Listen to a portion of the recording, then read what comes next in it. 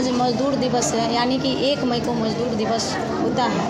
ये मज़दूर दिवस मनाने का मुख्य उद्देश्य है कि मज़दूरों के हक और अधिकार के लिए है। वो लोग को भी मान सम्मान मिलना चाहिए। मेन उद्देश्य यही है। मज़दूर के बारे में आप क्या सोचती हैं? मज़दूर के बारे में मैं यही सोचती हूँ, जो मज़दूर खून पसीना एक करके अपना खेतों में काम करके वो जितने भी हम लोग हैं उन लोग को खाना उन्हीं के वजह से मिलता है। हमारे समाज में एक रीढ़ का काम करने का काम मज़दूर करते हैं, तो उनके लिए मान सम्मान होना चाहिए।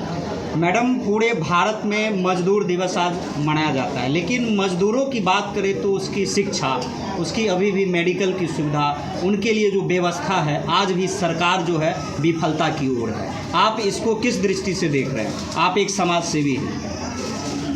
मैं इस प्रश्न पर यही मैं कहना चाहूँगी कि मज़दूर का बेटा मज़दूर के लिए ये पल बहुत ही महत्वपूर्ण होता है कि खून पसीना से अपने बेटे के लिए, अपने बच्चियों के लिए एक एक पैसा जोड़ के वो बाहर भेजते हैं पढ़ने के लिए, और इस तरह के सभी करते हैं।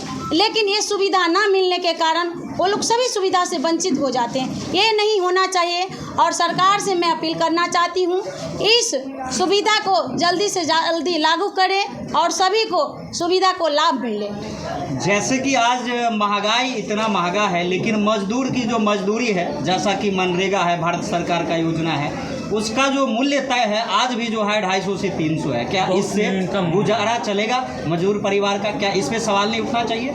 जी बिल्कुल सवाल उठना चाहिए, क्योंकि आज अनाज में ले लेते हैं हम लोग, अनाज का दाम देखिए कितना कम है, लेकिन एक मज़दूर से टैक्स लिया जाता है। वो कहाँ से पे करेंगे?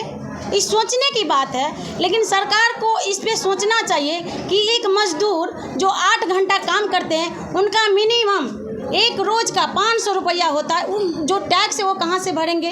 ये सोचने की बात है और सभी को सोचना चाहिए। इस पर सोचते हुए सभी को इस सवाल को उठाना भी चाहिए। मैडम, आज जो मजदूर दिवस मनाया जा रहा है, जैसा कि हम लोगों को इनपुट है कि पार्टियां तो इस बाबूगढ़ी खजौली में विधानसभा में बहुत सारे लोग हैं, लेकिन जिस प्रकार का आप मजदूर के लिए सम्मान रखते हैं, जिस प्रकार के लिए मजदूर की आप हक की बात करते हैं, कोई राजनीतिक पार्टी आज नहीं कर रहा है। क्या कहेंगे इसका? भविष्य में किस प्रकार का लाभ आपको मिलने वाला है, राजनीतिक या सिर्फ सेवा भाव से? सबसे पहले तो मैं एक समाज सेवी हूँ। ये प्रश्न आप पूछ के हमको कठिनाई में बार बार डाल देते हैं, और मैं एक समाज सेवी हूँ।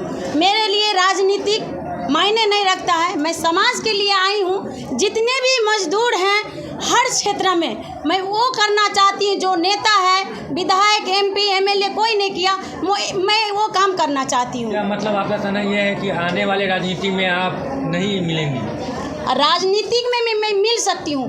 जो अभी तक राजनीतिक में होने के बावजूद जो किसानों के लिए सुविधा आती है वो किसानों तक नहीं पहुँच पाते हैं। इसका सवाल उठना चाहिए या नहीं उठना चाहिए? तो क्यों नहीं कोई उठा रहा है अभी तक? तो इसी के लिए मैं आई हूँ। हर क्षेत्र में हर एक आवाज़ में उठाऊंगी, ज़रूर उठाऊंगी, और हमेशा मैं उठाते ही रहूंगी। जिस प्रकार आज इस प्रोग्राम में एक वक्ता कह रहे थे कि झांसी की रानी है कल्पना सिंह और निकली है, और एक कविता भी है झांसी की वो रानी की, जो बिल्कुल आप पे बैठता है। क्या कहेंगे, वास्तव में झांसी की रानी की तरह जो है आप लड़ाई लड़ने निकल चुके हैं? बिल्कुल, मैंने तो घर छोड़ दिया, तो जितना समाज के लोग हैं वही मेरा परिवार है, वही मेरा गार्जियन है। समाज के बेटियां ही मेरी बेटी है, समाज के बेटा ही मेरा बेटा है, भाई ही मेरा भाई है। तो मैं समाज के लिए निकली हूँ, तो ज़रूर मैं झांसी की रानी बन के, जिस पथ पे झांसी की रानी चली थी उसी पथ पे मैं चल के समाज को उत्थान के लिए हमेशा काम करते रहूँगी। चलिए, बहुत बहुत धन्यवाद।